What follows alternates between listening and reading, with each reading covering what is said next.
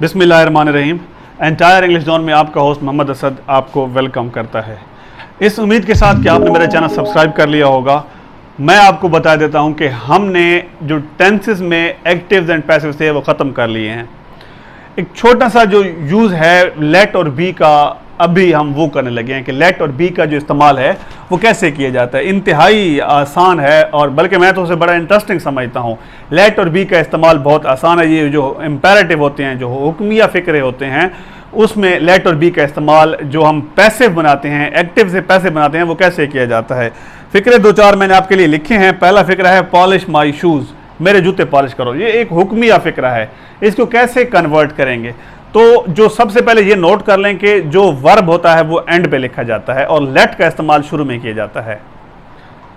Note कर लें कि जो हुक्मिया या इंपेरेटिव होते हैं उसमें लेट का इस्तेमाल शुरू में किया जाता है। सबसे पहले लेट लिखेंगे, उसके बाद ठीक है, उसके बाद जो हमारा मतलब जो हमारा ऑब्जेक्ट होगा, सब्जेक्ट बनाना है, वो लिखेंगे। वर्ब जो है ये हमने एंड पे लिखना है और उससे पहले हम बी लिख देंगे, क्योंकि हम पढ़ रहे हैं लेट और बी का इस्तेमाल। फिक्रा देख लें, पॉलिश माई शूज़, तो लेट शुरू में लगा दिया। माई शूज़ ये ऑब्जेक्ट है हमारा, मेरे जूते, तो लेट शुरू में लगा दिया।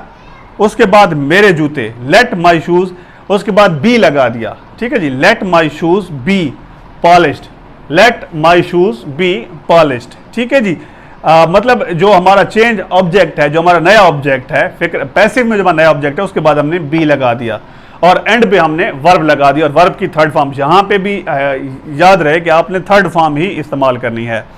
एक और फिक्रा, कम हेयर, इधर आओ, ये भी एक हुक्म है, कम हेयर, इधर आओ। ठीक है जी, लेट, अब देखें हेयर, अब यहाँ पे हेयर ये प्रॉपर जो है ये हमारा ऑब्जेक्ट नहीं है, तो शुरू में मतलब फिर भी इसे लगा दें, क्योंकि हमने जो वर्ब है ये एंड पे लगाना है। लेट हेयर बी, क्योंकि बी उससे पहले लगाना है, वर्ब से पहले बी लगाना है।